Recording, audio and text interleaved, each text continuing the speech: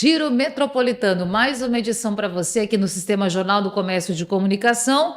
Você que chega aqui sempre, toda semana, sabe que nós falamos dos 14 municípios da região metropolitana. Agora, Recife é a capital do estado, é o maior polo dessa região metropolitana em número de habitantes, desenvolvimento, PIB e desafios também. E é por isso que o Recife é a nossa pauta hoje, recebendo o Roberto Salomão, presidente do CAU Pernambuco. O CAU é o Conselho de Arquitetura e Urbanismo. Bom recebê-lo aqui no Sistema Jornal do Comércio. Seja bem-vindo. Prazer é todo nosso, Natália.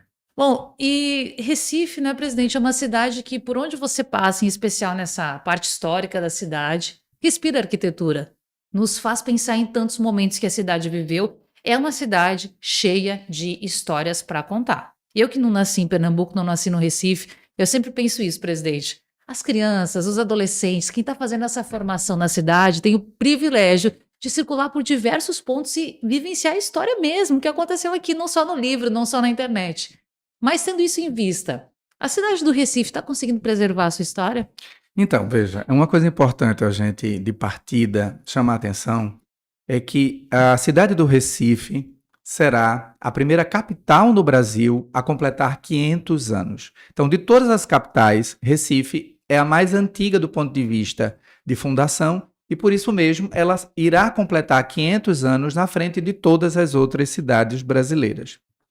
Então, isso é importante porque a gente precisa compreender que Recife hoje é uma cidade com muitas camadas, né? Recife foi sendo construída, se a gente pegar a lógica da arqueologia, e você vai lá no bairro do Recife, você vai ver lá pedaços da cidade inicial da cidade, né? Com aqueles trechos de pedra que estão lá visíveis, próximo à Rua do Bom Jesus, algumas casas que têm essa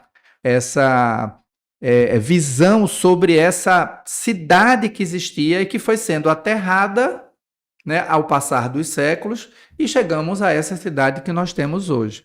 Então, Recife é uma cidade que já tem muitas camadas de história de ocupação, a partir dos aterros que foram feitos. Então, existe uma cidade superposta à outra, a exemplo como acontece em boa parte da Europa, por exemplo. Existem várias cidades, né, superpostas umas às outras, porque isso foi sendo aterrado e a cidade, então, foi sendo construída sobre outra cidade que existia.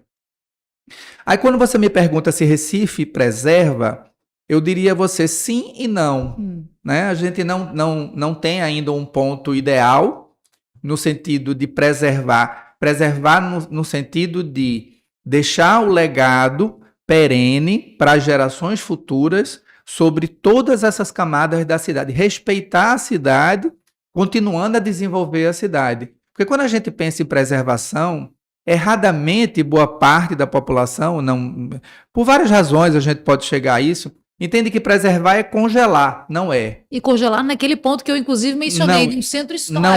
Não é, disso, né? É para além disso. Preservar é no sentido de fortalecer os vínculos de pertencimento que essa população tem com o seu território, do lugar onde nasceu. Então, quando a gente passa por uma determinada paisagem, a gente precisa ter as âncoras, aqueles marcos que ancorem a nossa história naquela paisagem. Se eu destruir essa paisagem, é como se eu estivesse destruindo aquilo que me ancora ao lugar, me fazendo, assim, gravidade zero. É como se você não tivesse lugar nenhum. É como se o seu lugar de nascimento não existisse mais. Então, a gente precisa preservar e desenvolver a nossa cidade com respeito entre passado, presente e futuro. E se a gente pegar, por exemplo, Santo Agostinho, nem existe passado, nem existe futuro. O que existe é o presente do passado, o presente do presente e o presente do futuro. Ou seja, a gente vive o tempo todo um presente, só que ele pode olhar para trás e ele pode olhar para frente. Depende também de como você olha, né? Sim. Presidente, quando a gente fala disso e desse momento que Recife vive, eu ouvia o senhor, eu lembrava muito desse momento político, de decisões políticas e Dizer aqui para quem nos acompanha que política sim é fundamental e é tudo na nossa Sim, vida. o nosso ato é político. Perfeito, não é? A gente não está aqui dizendo, é político, não. Não, é um ato político para viver e para Nosso sustentar. ato é político. Perfeito. O homem é político por natureza. Sempre, a todo momento. O homem é a mulher. É, verdade. Agora, essas decisões políticas que têm sido adotadas, por exemplo, pela Prefeitura do Recife, no momento, têm ampliado a oferta de parques. É uma decisão da atual gestão. Muitos parques foram criados na primeira gestão de João Campos e se caminha por uma ideia de continuidade. Alguns, inclusive 4 deles, importantes parques, como Dona Lindu, Jaqueira, foram concedidos à iniciativa privada. Mas não é sobre isso que eu quero falar. O que eu quero questionar é o seguinte: hoje a memória da cidade pode estar sendo preservada através de parques. Isso é um incentivo importante? É um investimento importante da administração? Veja, a gente precisa entender que não é o parque em si, não é a infraestrutura em si, mas é fazer com que a população volte a usufruir da cidade. O parque, ele propicia essa fruição, fazer com que o cidadão possa sair de casa, sair do apartamento, daquela coisa fechada, ou dos seus playgrounds dos apartamentos, né, ou daquela população que não tem acesso a uma área de lazer, ela poder ir a um espaço da cidade e usufruir da cidade. Então, mais do que um parque, o parque é uma infraestrutura. O parque é um meio. O mais importante ali é você caminhar pela cidade, contemplar a cidade, viver a cidade. Né? Você poder ter, de fato, essa cidade ativa, viva permanentemente. Então, o parque propicia isso. Então, quando a gente vê a população usando esses espaços que foram criados de uma forma ativa, é muito bonito, porque é uma forma das pessoas voltarem a viver na cidade. Sim. E lazer também é importante, né, presidente? É fundamental. Não, precisa-se de moradia? Precisa. De segurança? Com certeza. Educação também. Mas o lazer, inclusive, está na Constituição, a cultura e tudo mais. Bom, aí quando o senhor fala dessa contemplação, de passar pela cidade, de olhar pela cidade, eu lembro da segurança. A segurança para combater tentativa de furto, de roubo, mas a segurança também, presidente, por exemplo, nas calçadas.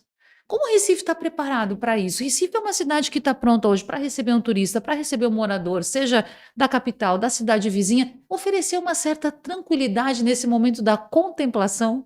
Essa discussão dos passeios na cidade do Recife, ela já é antiga, Sim. né? Então, a gente viveu um momento de degradação e de falta de cuidado desses espaços de circulação de pedestre. A gente, mais recentemente, nas últimas décadas, né, nos últimos anos, a gente está voltando a olhar para isso. A prefeitura está tomando para si a responsabilidade de intervir sobre os principais corredores, né, de caminhabilidade desse cidadão, porque a gente precisa entender que o ato de caminhar é o que a gente pode chamar de também um modal de transporte. Então, a gente tem modalidades de transporte motorizados e não motorizados. Então, a bicicleta, o fato de caminhar, tudo isso também é uma forma de modalidade de transporte. Então, eu posso ir da minha casa para o trabalho, se meu trabalho for perto, e a lógica hoje é daquela cidade compacta, que de fato eu não precise usar esse transporte motorizado e eu possa ter cada vez mais uma cidade compacta sendo trabalhada. Então, se eu quiser ir na farmácia, eu vou a pé. Se eu quiser ir no supermercado, eu vou a pé. Meu trabalho estaria mais próximo de mim, se pudesse, isso seria o ideal. O meu lazer estaria perto de mim, eu também iria caminhando. Então, essa cidade compacta é o que Nova York está trabalhando, é o que Madrid está trabalhando, é o que várias outras cidades no mundo estão trabalhando e estão conseguindo, né? E é o que nós estamos perseguindo, né? Infelizmente, não em toda a cidade, em todo o território, mas em partes significativas da cidade. Então, é muito importante que a gente resgate essa nossa capacidade de permitir com que o cidadão e a cidadã possam caminhar pela cidade de forma segura. Isso vale para a periferia também. Isso tem que valer para a cidade como um todo. Para toda a cidade, não é? E, gente, logo mais nós vamos falar sobre um trabalho muito importante que o CAL está fazendo no Brasil todo, que é de realizar vídeos, de conhecer mais as cidades. Recife foi contemplada, a gente já vai entrar nisso. Mas também esse material que a gente já vai abordar, ele fala também sobre isso. Por exemplo, você construiu um habitacional, presidente, Mas o que o entorno está apresentando para essa população? Dentro do próprio espaço do habitacional, eu tenho dificuldade de andar de um prédio para o outro. Será que existe uma estrutura de supermercado? Como é feito o recolhimento de lixo? Então, vamos lá, pensar em moradia, mas o bem-estar, ele também precisa estar em primeiro lugar. Então, a gente também está vivendo uma mudança de paradigma. Se a gente pensar os habitacionais que eram construídos na década de 60, onde eu vou usar uma expressão um tanto quanto forte, eu Hum, posso ser criticado por isso, mas em muitas situações eram depósito de famílias. Você construía habitacionais em lugares ermos, né, que você não tinha praticamente nenhuma infraestrutura social no entorno. Existia uma dificuldade, inclusive, de transporte para essa população, para essas ilhas que eram linhas de construídas, ônibus. né? Nesses conjuntos habitacionais, sem agregar de fato essa comunidade, essa população à própria cidade. Uhum. E gerando, digamos assim, um custo altíssimo para os municípios, porque o município tinha que levar aquela infraestrutura até ali, né? E deixando áreas da cidade ociosas com infraestrutura. Então, a forma de conceber essa política habitacional na década de 60, ela teve todas as críticas, tem muitos trabalhos sobre isso, mas hoje se reverteu isso, se tem uma mudança de paradigma. E hoje você tem estímulos, inclusive, ao retrofit, a você pegar imóveis que estão vazios, desocupados no centro da cidade e trabalhar eles para a moradia, né? Das diversas faixas de renda. Porque a cidade também, ela não pode ser, a gente não pode formar guetos na cidade, né? A cidade ela é múltipla. Você tem que fazer com que toda a população possa conviver conjuntamente, Espalhada. né? Ela tem que conviver, as diversas camadas têm que conviver. Uhum. Então, por exemplo, por que é tão importante aquela população de Brasília teimosa e a luta deles por permanência ali naquela área? Porque o trabalho deles é ali, é Fonte ali de renda. próximo, né? Então, eles vivem dali do trabalho que eles têm ali, né? Não só o trabalho que eles têm diretamente com o mar, mas com a própria prestação do serviço que ele trabalha naquela área. Então, é muito importante que a população ela possa ter essa permanência onde ela vai estar trabalhando, onde ela vai estar próxima aos serviços, né, aos serviços, à infraestrutura social, à infraestrutura urbana. Então, a gente precisa pensar a cidade, essa cidade que é múltipla, né, que ela, digamos assim, tem esse olhar mais amplo sobre esse território da cidade. A gente não pode criar, não, esse bairro aqui é de uma população X, Y, Nichos. Z. Não. A cidade não é um gueto. A gente tem que acabar com essa lógica de criar guetos na cidade. Eu falava antes sobre esse trabalho documentário que o CAL no Brasil está produzindo. Recife Contemplado, única capital do Nordeste. Isso. Para quem ainda não assistiu, inclusive depois a gente diz como chegar a esse material, presidente. O que está retratado lá? Desafios, oportunidades, quais são os principais pontos? No que podemos avançar? Tem esse trabalho que o jornalista Raul Just Lores ele tem, né, sobre o olhar sobre algumas cidades brasileiras. Ele resgata essa capacidade de, enquanto crítica da arquitetura, logicamente uma crítica feita com paixão, com rigor, com essa abertura, ela vai nos possibilitar uma ferramenta poderosa de participação social. Então, Uhum. o que Raul traz nesse trabalho, nesse documentário dele, é esse olhar e fazer com que nós todos, especialistas e não especialistas, somos convidados a olhar sobre a problemática da cidade e olhar de uma forma ampla, né? Sem querer ser o senhor da verdade absoluta sobre as soluções que a gente precisa, de fato, implementar nas nossas cidades. Até porque fácil não é. Dizem, se fosse fácil, tudo estava resolvido. Como, por exemplo, a Aliás, ocupação do a gente centro, não né? estaria nem falando É verdade. sobre esse tema se tivesse resolvido, Não né? seriam desafios, né? Não. E o material ele mostra um paralelo. Por exemplo, a importância do porto digital num contexto de tecnologia, geração de emprego, atração das pessoas para frequentar essa região central do Recife. Em contrapartida, tantos imóveis desocupados, alguns inclusive com risco de queda, de fachadas problemáticas, não é? oferecendo risco para as pessoas. Então, esse equilíbrio, a gente consegue chegar nisso? Porque há tanto tempo se fala, presidente. Então, no primeiro episódio que Raul traz, ele traz uma análise interessante, que independentemente das gestões dos governos, a própria existência de uma organização como o Porto Digital, ela é perene ao longo do tempo. E isso permite com que eu tenha um processo continuado de transformação social, econômica, ambiental e urbanística sobre a cidade. Então, independentemente das gestões que passam, essa organização ela vai permitir com que a cidade fique permanentemente sendo desenvolvida. Ele traz isso de uma forma muito didática e muito direta. E elogia, inclusive. E isso no primeiro episódio, Isso. né? Quando ele se concentra fundamentalmente ali no bairro do Recife. No segundo episódio, ele sai das ilhas, ele sai da ilha do Recife, da ilha de Antônio Vaz, e vai para, né, o continente. Ele vai para Boa Vista, a Bela Vista do Recife, né? Como a gente tinha, o nome nasce dessa lógica de você ter essa Bela Vista do Recife. E aí ele vê, sim, né, aquela condição de que a gente tem parte significativa dos imóveis hoje do centro, ou sem uso, né, sem o seu uso social, a sua função social ativa, e em processo de degradação. E ele chama atenção para isso, no sentido de Recife tem um patrimônio singular que dá a própria identidade da cidade do Recife, né? É aquilo que torna a nossa cidade diferente das outras. A forma como a gente organizou a nossa cidade, a forma como a gente construiu a nossa cidade é peculiar ao Recife.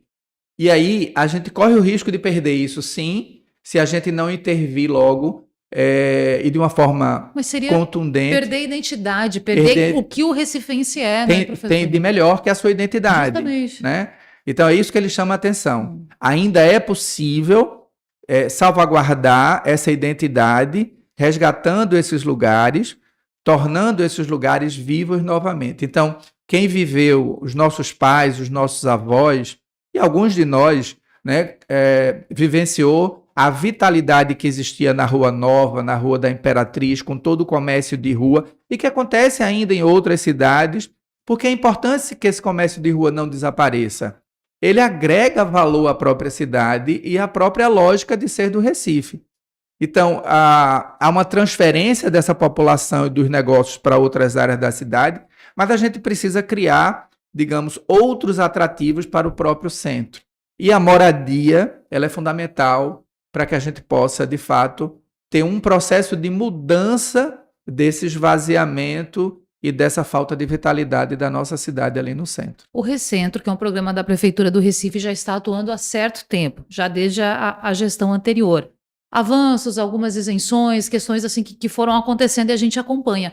O que ainda é preciso fazer, presidente? Eu acho que a gente precisa, agora no momento, ter ações mais efetivas, materializadas sobre o território. A gente trabalhou muito do ponto de vista de estímulos, legislações, incentivos, mas a gente precisa ter uma intervenção direta do Estado sobre essas áreas. A gente precisa, de fato, começar a construir essas âncoras para, a partir delas, a gente criar polos de irradiação, né? Que a gente possa, de fato, criar projetos que irradiem uma transformação na cidade e de uma forma mais contundente. A gente tem que estar mais presente enquanto Estado nessas áreas. E claro que a gente fala do Porto Digital como uma referência que orgulha todo o recifense, pernambucano. Se a gente pudesse ter algo como Porto Digital para o restante daquela área do centro, teria sido o ideal, e a gente não teria o centro nesse processo de degradação como a gente tem na Boa Vista, Santo Antônio, São José. E também, para além disso, dinamizar ainda com mais força de trabalho em outras frentes, né? Sim. Agora precisa garantir a segurança, precisa ter linha de ônibus para as pessoas chegarem, um transporte seguro,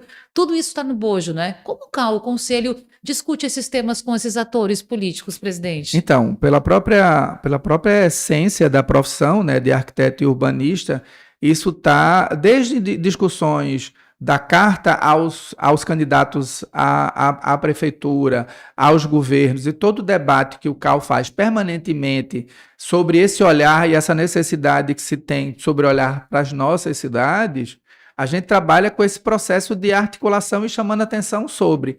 Além disso, né, fomentando que os profissionais eles tenham uma atitude mais ativa sobre esses processos, porque esses profissionais estão nas prefeituras, nas organizações, nas empresas, no setor privado, e eles precisam, de fato, estarem bem ativos, contribuindo para essa grande transformação. A gente sempre costuma dizer que o arquiteto e o urbanista é fundamentalmente um agente de transformação social, e ele precisa cada vez mais internalizar isso e trabalhar pelo coletivo. Claro, esse profissional sim, o jornalista também, mas a sociedade engajada é o que a gente quer. Isso. Presidente, para quem ficou interessado, curioso, já está nos acompanhando aqui, como faz para acessar esse material? E eu reforço, Recife, única capital do Nordeste, vamos aproveitar. Isso, a gente já teve Belo Horizonte, teve Curitiba e agora Recife. E no projeto eu acho que tem mais 2 cidades. Né? Esse é um projeto que é apoiado pelo CAU Brasil, pelo CAU BR, com o apoio dos CAUs UF, dos CAUs estaduais dessas cidades. Né? E aqui a gente teve uma forma bem contundente de apoiar a Raul nesse processo de captação das imagens, de fazer esse roteiro. Logicamente, deixando o jornalista absolutamente livre lá para construir o seu documentário, a sua arte, digamos assim. Né? Então, tem um canal específico, né, que é São Paulo nas Alturas, que está no YouTube, que está lá o vídeo. Tem os canais oficiais do CAU-BR e do CAU Pernambuco também. Então, nas nossas redes sociais, você consegue acessar esses vídeos. Nas redes sociais do CAU-BR, você consegue acessar esses vídeos. E, logicamente, no próprio canal do Raul Justo Lores, que é o São Paulo nas Alturas, você também consegue acessar esses vídeos no YouTube. Entrega maravilhosa que a gente está fazendo aqui, informação e ainda incentivando a quem está nos acompanhando. Presidente, um prazer recebê-lo, até a próxima. Prazer é todo nosso, conte com a gente sempre. Igualmente. Para você que nos acompanhou até aqui, mais um Giro Metropolitano, próximo sábado tem mais.